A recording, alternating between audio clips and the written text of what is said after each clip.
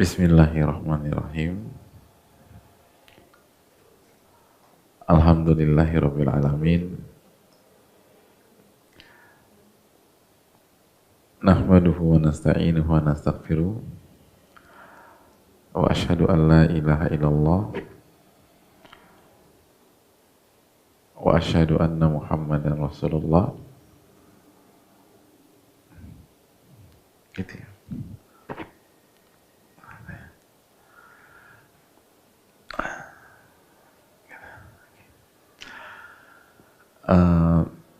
Teman-teman yang Allah muliakan, tidak ada kata yang pantas untuk kita ucapkan kecuali bersyukur kepada Allah Subhanahu wa Ta'ala atas segala nikmat dan karunia yang Allah berikan dan Allah limpahkan kepada kita, sebagaimana salawat dan salam semoga tercurahkan kepada junjungan kita Rasulullah Sallallahu Alaihi Wasallam beserta para keluarga, para sahabat dan orang-orang yang istiqomah berjalan di bawah naungan sunnah beliau sampai hari kiamat kelak.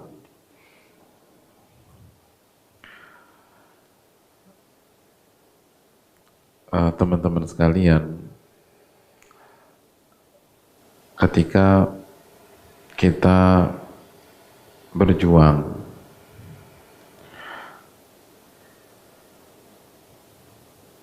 di sebuah sekolah ya, atau sekolah-sekolah lain,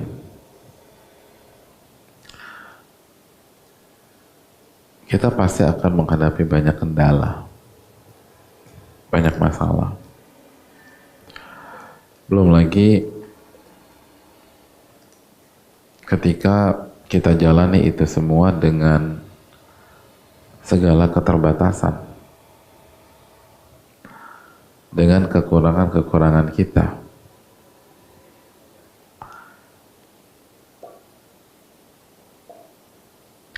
Dan dengan kondisi kita seperti sekarang, rasanya kita harus berjuang ekstra atau bekerja ekstra minimum 2 kali lipat dari perjuangan orang normal, orang yang bisa mendengar misalnya.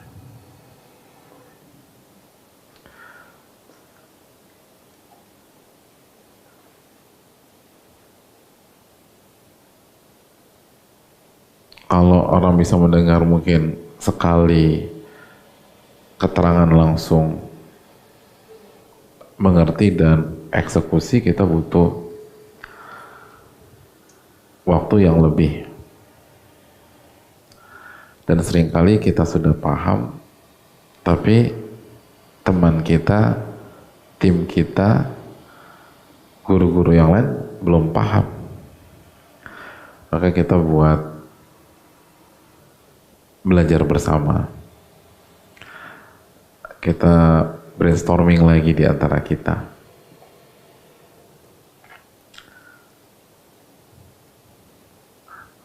Dan itu benar-benar menguras tenaga, memakan waktu, dan seringkali 1 kali pertemuan saja belum cukup, mungkin 2 atau 3 sehingga semua bisa memahami.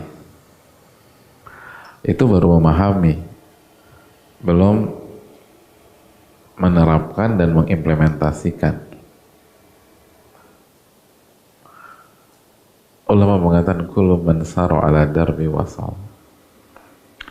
Barang siapa yang berjalan di relnya maka dia akan sampai ke tujuan atau stasiun. Jadi tidak ada balik kanan.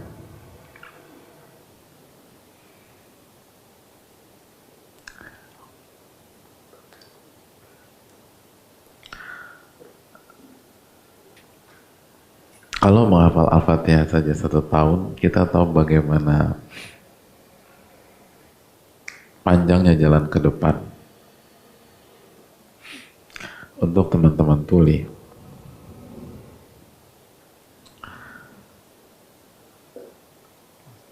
Kita itu ngafal Al-Fatihah,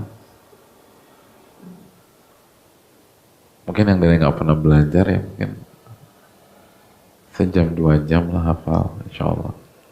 Atau nggak pernah mungkin mu'alaf atau masuk Islam, mungkin sehari, 2 hari hafal, insya Allah. Tapi teman-teman tuli butuh waktu 1 tahun.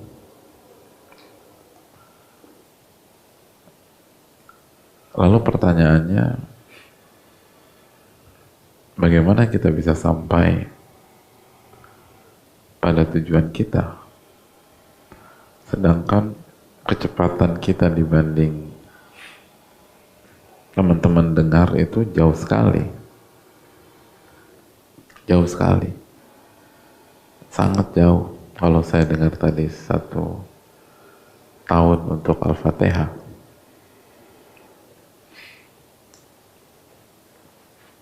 teman-teman sekalian, pertanyaan besarnya, mungkinkah kita bisa mengejar ketinggalan? Mungkinkah kita bisa meraih cita-cita kita? Bahkan bukan hanya mempertahankan, tapi menjadi warisan kita ketika kita meninggal dunia. Bahkan mungkinkah kita mengejar teman-teman dengar?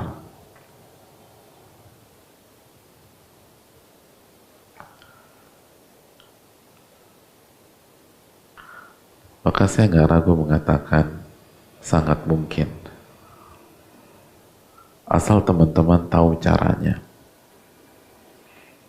Sebagaimana yang suka kita sampaikan, hidup itu yang terpenting tahu cara bermain. Bukan menjadi paling cerdas. Bukan harus bisa semua.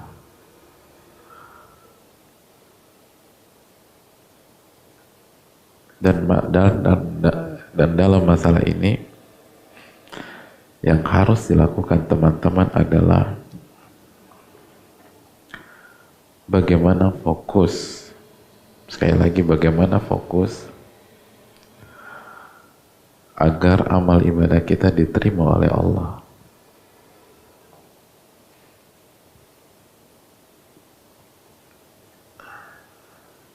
Diterima oleh Allah. Itu jauh lebih penting dibanding pencapaian teknis atau pengembangan secara materi.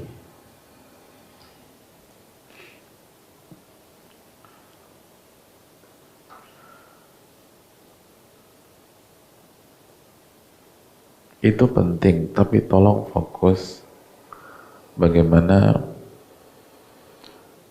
perjuangan kita dan teman-teman sekalian itu diterima oleh Allah. Karena kalau Allah terima, teman-teman akan melihat keajaiban ke depan. Allah Subhanahu wa Ta'ala menceritakan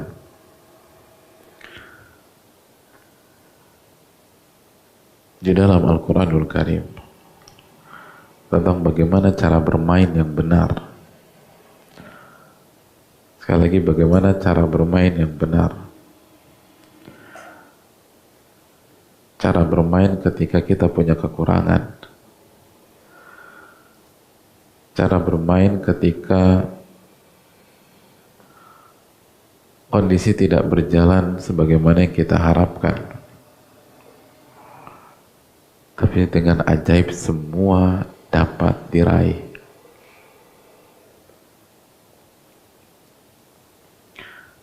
Mari kita buka surat Ali Imran ayat 35. Ketika Allah menceritakan dan Allah suruh kita mengingat kisah ini. Allah suruh kita mengingat kisah ini. Allah mulai ayat ini dengan firman-Nya, idh qalat imra'atu Imran rabbi inni. Idh dalam bahasa Arab berarti memerintahkan kita semua untuk mengingat. Ingatlah. Tolong ingat kisah ini. Tolong ingat kisah ini.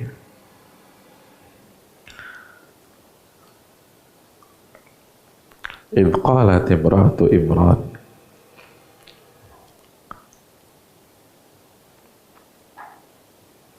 Ingatlah ketika Hana, istri Imran, istri Imran itu berdoa kepada Allah Subhanahu wa taala, Rabbi inni nazartu laka ma fi batni muharrara. Wahai Rabbku, aku bernazar untuk memberikan bayi yang ada di dalam rahimku kepada Engkau untuk berkhidmat,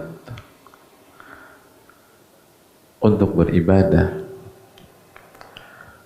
dan untuk melayani orang di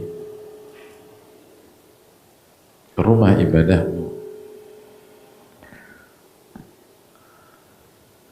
Fataqabbal minni. Tolong garis bawahi ini jamaah sekalian. Lihat bagaimana orang-orang besar itu bermain. Fataqabbal minni. Ya Allah, terimalah dariku. Minta diterima sama Allah. Gak minta macam-macam. Tolong terima ya Allah, terima.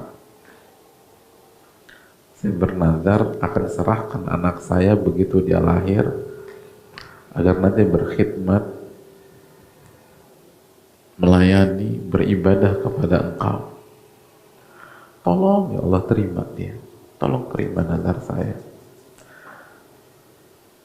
Fataqabbal minni.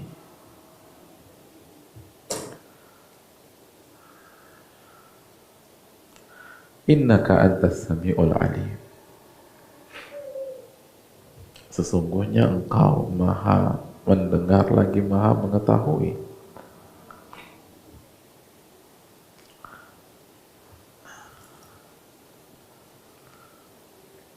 Itulah yang diucapkan oleh seorang wanita salehah yang bernama Hana, istri dari Imran.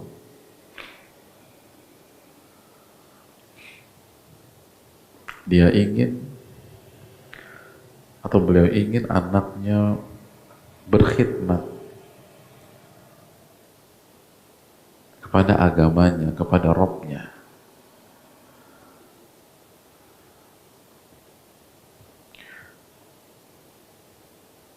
Ibu kalau sudah serahkan anaknya itu luar biasa, jemaah.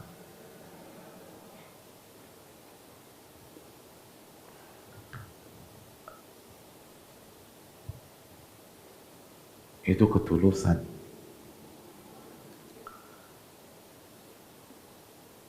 Dan itu yang dilakukan oleh Hana, istri dari Imran. Lalu apa yang terjadi? Masalah pun muncul.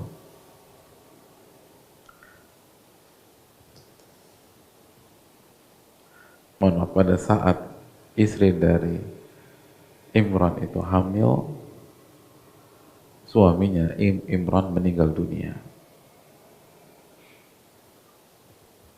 Suaminya meninggal dunia.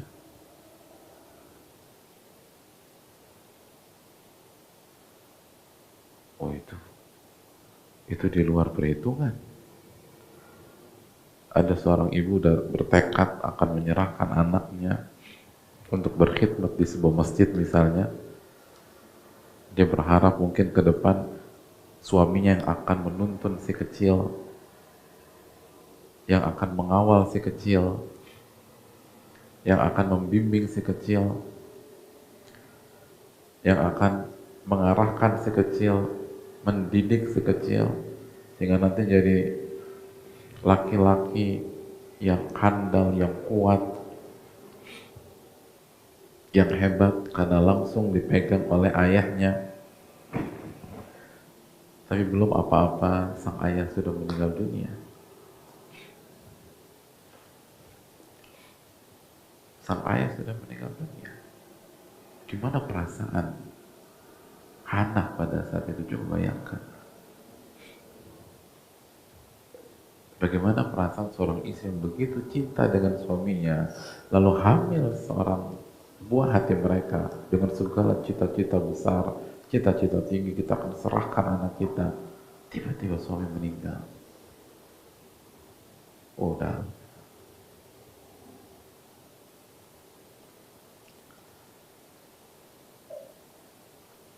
Dan gak berhenti sampai di sini. Masalah kedua muncul. Coba kita buka ayat ke-36. Falamma wada'atha qalat rabbi inni wada'tuha untha wallahu a'lamu bima wada'at wa laysa dzakaru kal untha wa inni sammaituha Maryam wa inni u'idhuha bika wa dhurriyyataha minasyaitonir rajim. Masalah kedua datang. Ternyata anak yang dilahirkan adalah wanita. Anak yang beliau lahirkan adalah perempuan. Dan ini di luar ekspektasi. Beliau sudah berharap laki-laki. Saya akan serahkan kepada engkau. Biar dia ngurus semuanya. Tiba-tiba lahir perempuan.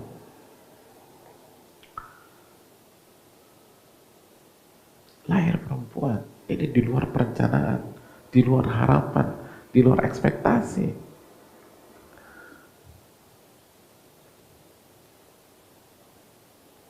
Maka beliau melapor kepada Allah Subhanahu wa taala. Qalat rabbi inni wada'tuha untha. Ya Allah, yang aku lahirkan ini bayi perempuan, ya Allah. Bukan laki-laki yang seperti saya harapkan. Apa kata wallahu a'lamu bima wada'at? Allah lebih tahu jenis kelamin bayi yang dilahirkan. Wa laysa dzakaru kal untha. Dan laki-laki berbeda dengan wanita. Lalu Hana mengatakan, inni sammaituha Maryam. Ya Allah, aku beri nama dia Maryam.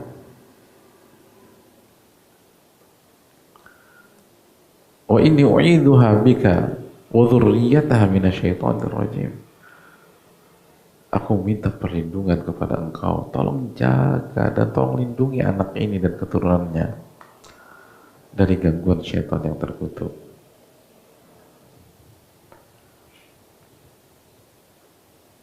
Sang ibu ini bingung jamaah, tapi dia lapor kepada Allah.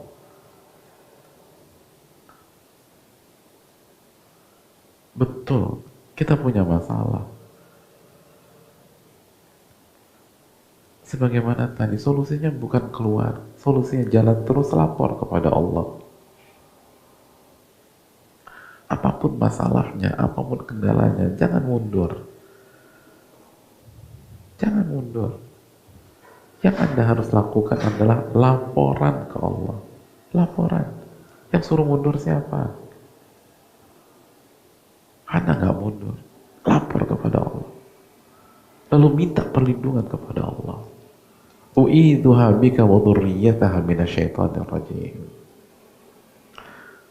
Lalu saya minta tolong sama engkau. Tolong melindungi anak saya dan keturunannya.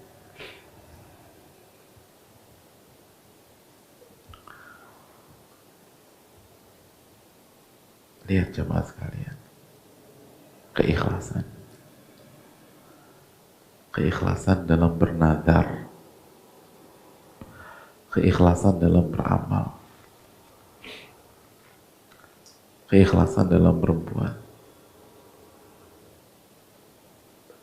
ditunjukkan dengan jiwa pantang mundur, maju terus.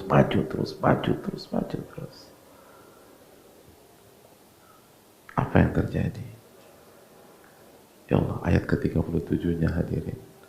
Fataqabbalaha rabbuha biqabulin hasanin wa anbataha nabatan hasana wa kaffalaha Zakaria.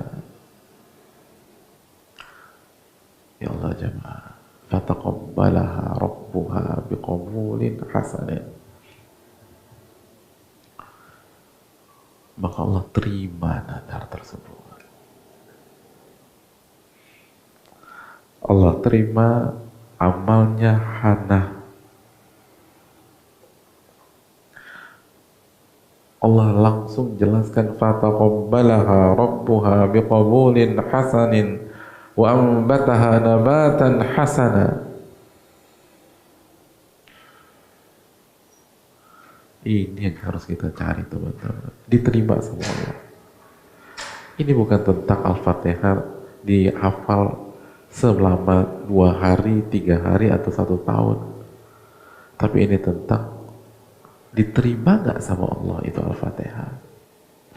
Kalau Al-Fatihah yang dihafalkan selama 1 tahun diterima oleh Allah, itu akan lebih dahsyat daripada Al-Fatihah 1-2 hari tapi gak diterima sama Allah.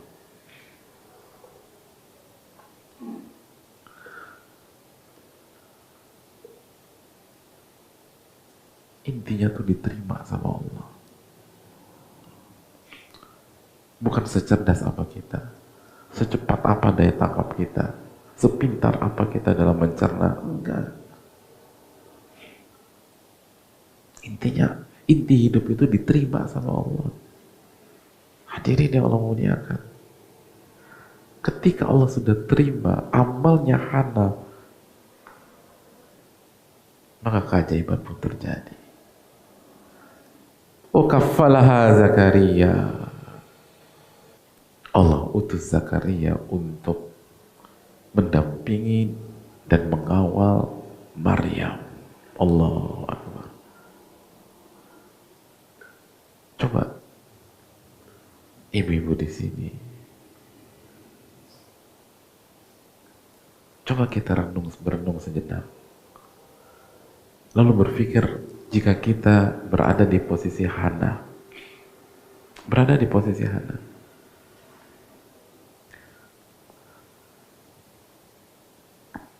bagaimana perasaan kita ketika suami kita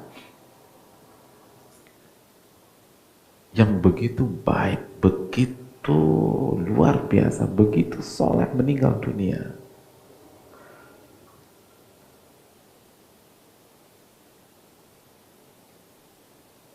Jamaah, Imran bukan laki-laki sembarangan. Imran, suami dari Hana, ya Allah solehnya.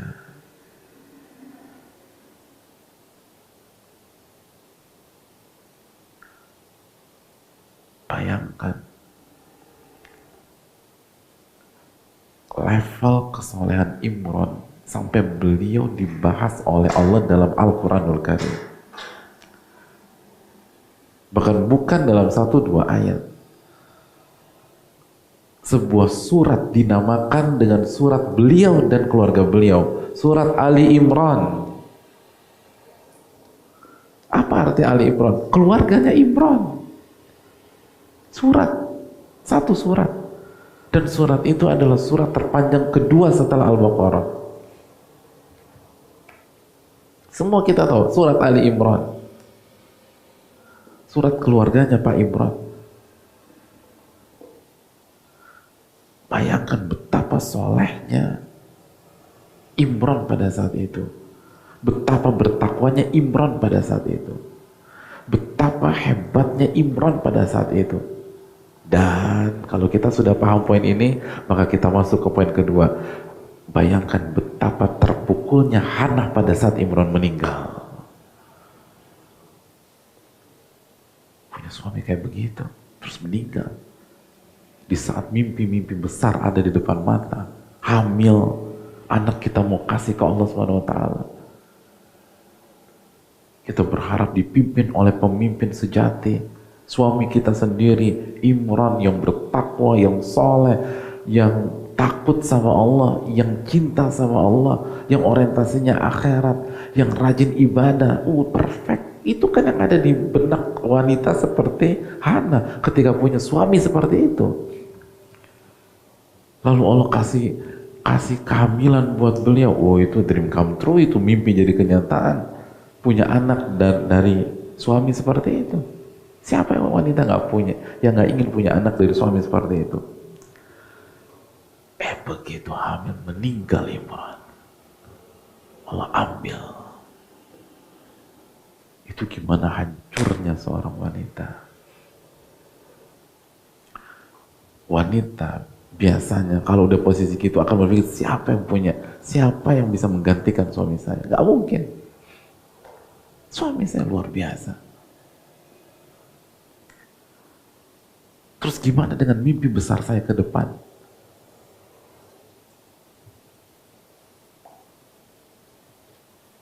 Tapi jamaah, itulah bedanya kalau Allah terima amal ibadah seseorang.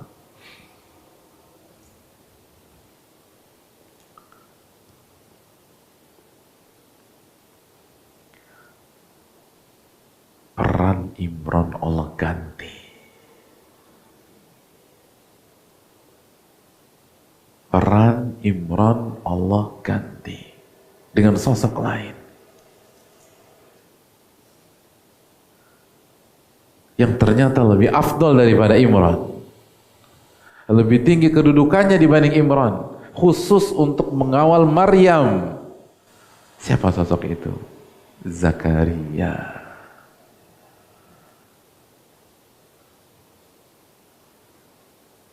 Imran memang seorang ikon kesolehan. Imran memang simbol ketakwaan pada saat itu. Tapi Imran bukan nabi. Sedangkan Zakaria nabi. Dan nabi lebih tinggi daripada yang bukan nabi. Jamaah, lihat, kalau Allah sudah terima amal seseorang, Allah yang set semuanya. Allah yang atur. Allah yang kasih musibah, Allah lah juga yang akan membantu kita melewati musibah tersebut. Jika amal kita diterima sama Allah. Allah yang mencabut nyawa Imran, yang memanggil pulang Imran, tapi Allah juga yang menggantikan peran Imran terhadap anaknya dengan Zakaria.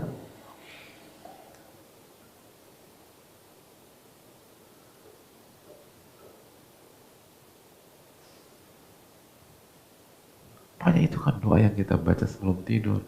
La manja wa la malja minka illa ilaik.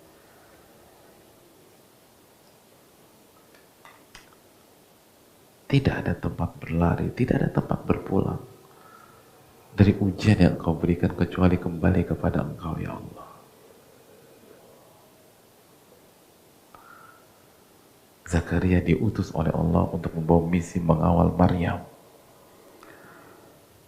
Cukup sampai di sana belum? Kullama dakhala 'alaiha Zakaria al-mihraba wajada 'indaha rizqa. Dan setiap Zakaria masuk ke tempatnya Maryam, mihrabnya Maryam, wajada 'indaha rizqa. Zakaria selalu melihat ada makanan-makanan yang selalu ada di kamar tersebut. Dan beliau terkejut. Belum bertanya kepada Maryam, ya Maryamu anna laki hadha.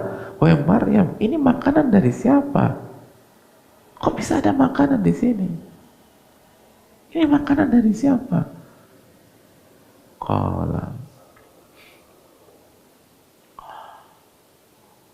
Qalat huwa min indillah.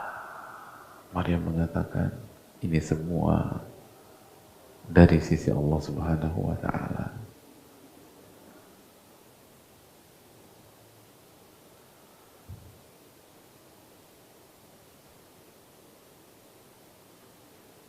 Ini semua dari sisi Allah Subhanahu wa ta'ala. Allah yang atur semua. Allah tugaskan Zakaria. Lalu Allah kasih makanan yang gak pernah dibayangkan oleh Maryam. Itu kalau Allah sudah terima amal ibadah kita.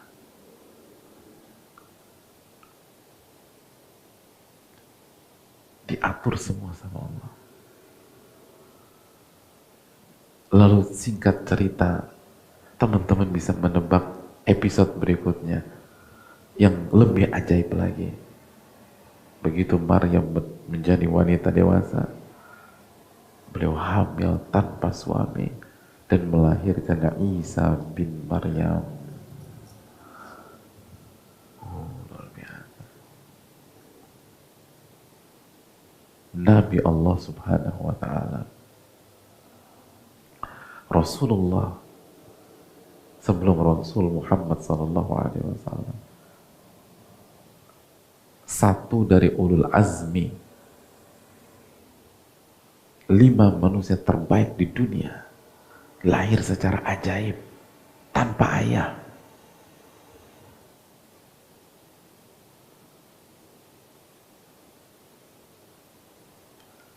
Dan semua diawali dari sebuah amal seorang wanita dengan segala kelemahan wanita, tapi diterima oleh Allah Subhanahu wa Ta'ala.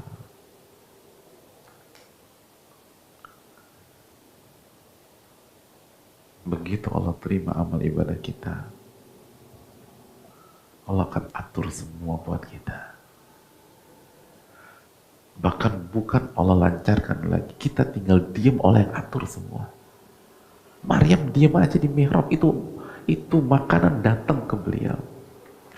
Maryam nggak pernah minta-minta dikawal oleh Zakaria, tapi Allah tugaskan Zakaria. Alaihissalam. Inilah kesalahan besar kita seringkali dalam hidup. Terlalu pakai kecerdasan, terlalu pakai logika, dan selalu berpikir perfeksionis dari segi teknis, dan lupa perfeksionis dari segi diterima atau tidaknya amal ibadah kita. Padahal yang berubah itu belum tentu harus sempurna. Tapi yang merubah itu sudah pasti harus diterima. Bukan harus sempurna, tapi diterima sama Allah. Maka minta itulah jemaah. Minta agar Allah terima amal ibadah kita. Pada saat kita buat kebijakan di sekolah, doa sama Rabbana taqabbal minna. Ya Allah, terimalah upaya saya. Saat kita habis ngajar, masuk kelas, setelah kelas, sempatkan doa sama Allah, Rabbana taqabbal minna. Ya Allah, terimalah amal ibadah saya pada saat saya ngajar anak-anak ini. Isu terbesar kita harus diterima. Nanti Allah yang atur semua. Diterima, itu yang paling penting dalam hidup. Yang paling penting dalam itu bukan banyak-banyaknya jumlah rakaat, tapi berapa rakaat yang Allah terima dari Anda. Makanya Ali bin Abi Thalib mengatakan, liyakun ihtimamuka biqabuli amalika asyaddu ihtimaman bil amali nafsihi. Hendaknya fokus Anda agar amal Anda diterima oleh Allah itu harus lebih besar dibanding fokus Anda ke amal itu sendiri.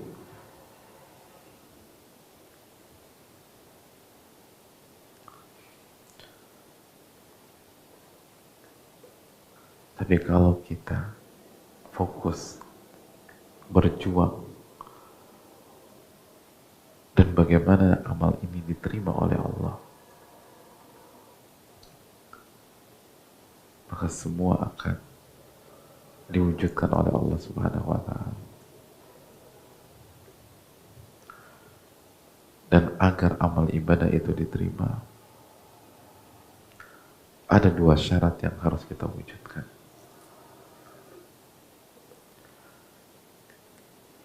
Dan 2 syarat itu